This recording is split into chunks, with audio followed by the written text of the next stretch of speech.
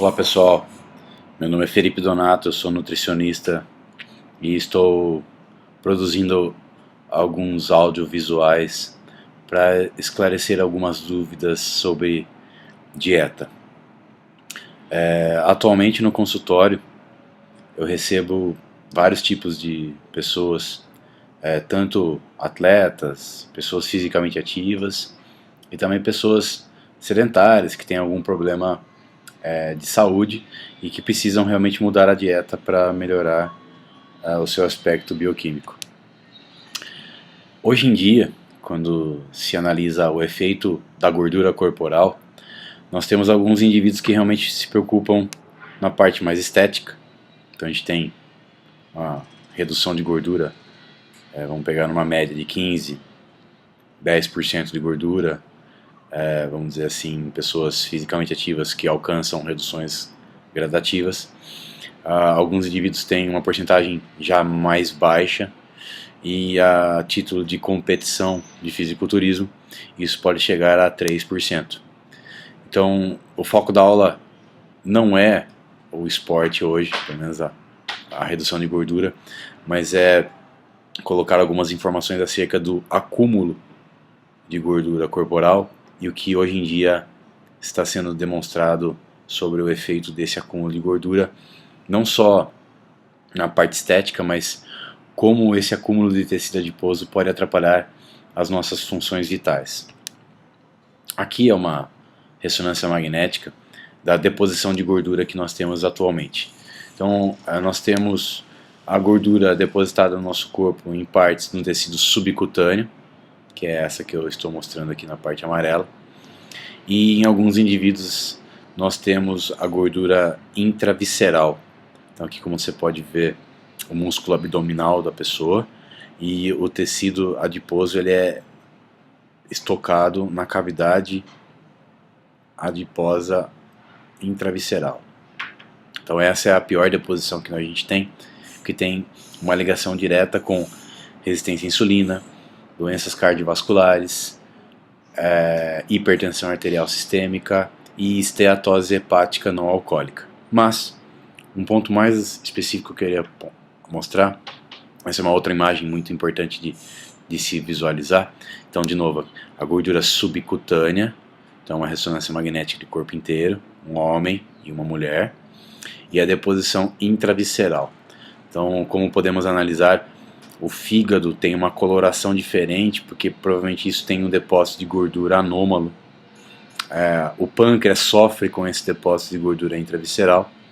E eu queria colocar a informação mais específica de como essa gordura, esse depósito, pode interferir aqui, no nosso sistema nervoso central. Então, em 2005, a Nature Neuroscience publicou alguns trabalhos científicos relacionados a como que a obesidade pode ser considerada uma doença ligada diretamente com o sistema cerebral e como isso tem a ver com a relação de drogas, os locais que a obesidade pode atingir e o que isso tem a ver com drogas. Então, hoje em dia, eu posso colocar isso de uma forma bem clara, existem pessoas que são viciadas em determinados alimentos. Essa é a palavra mesmo, é vício. Pessoas que têm adição, né, são adictos de determinados alimentos que têm uma mistura muito forte de gosto, principalmente carboidrato misturado com lipídios de baixa qualidade. Esse trabalho da Nature Neuroscience ele mostra isso. Então aqui eu queria explicar de uma forma mais pontual que quando você tem um acúmulo de gordura corporal, a gordura ela produz peptídeos, que hoje em dia são conhecidos como adipocinas, e um dos principais peptídeos conhecidos são a leptina. Então a leptina ela tem uma ação que, quando ela funciona, né, fisiologicamente, ela tem uma ação de diminuir a nossa fome. Então a gente tem locais no nosso hipotálamo, onde nós temos neurônios que estimulam nossa fome, e a leptina, eu coloquei uma representação do raio vermelho, ela inibe esses centros de fome. Então, após uma refeição, você tem um efeito de saciedade, então a leptina do tecido adiposo tem uma ação local. em neurônios de fome, inibindo a atividade dos neurônios de fome e estimulando a atividade dos neurônios de saciedade. Entretanto, quando a pessoa tem uma quantidade de gordura corporal muito alta, existe uma hiperprodução fisiológica de leptina. E num princípio básico de feedback negativo, o excesso de leptina no plasma circulante, ela não tem mais a sua ação local, principalmente na parte hipotalâmica. Ou seja, a pessoa tem leptina demais e ação inibitória da fome de menos. Ela não tem saciedade. Eu acho que você pode conhecer muita gente que tem esse efeito, né? A pessoa come e nunca está satisfeita. Não tem saciedade. Então, eu queria mostrar que isso tem uma ação direta sobre um outro peptídeo do estômago, né, principalmente secretado pelo estômago, chamado grelina, que tem um papel contrário à leptina, ele estimula a fome. Então isso tem a ver diretamente com o poder de saciedade dos alimentos.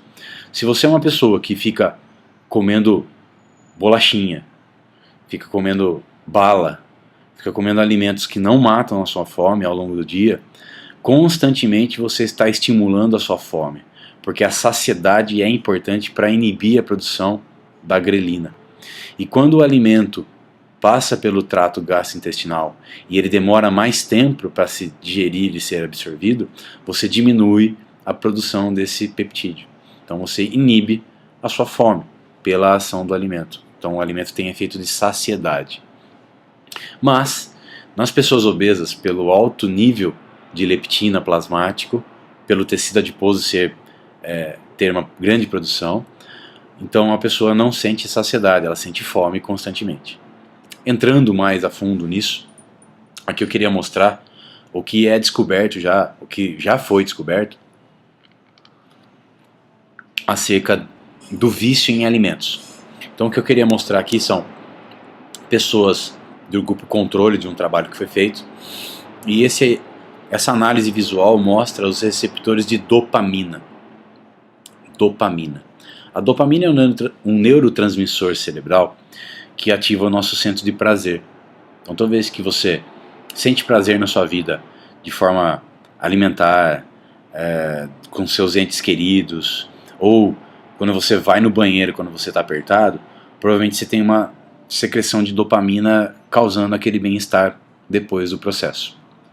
Quando você tem um alimento que gera uma grande produção de dopamina, isso também tem uma relação direta. Mas aqui eu queria mostrar o seguinte: pessoas viciadas em cocaína, metanfetamina, álcool e heroína foram analisadas nessa parte do receptor de dopamina. Então, como vocês podem ver aqui comigo, não existe a mancha vermelha. Então essa mancha vermelha é a representação, como eu falei, do receptor de dopamina.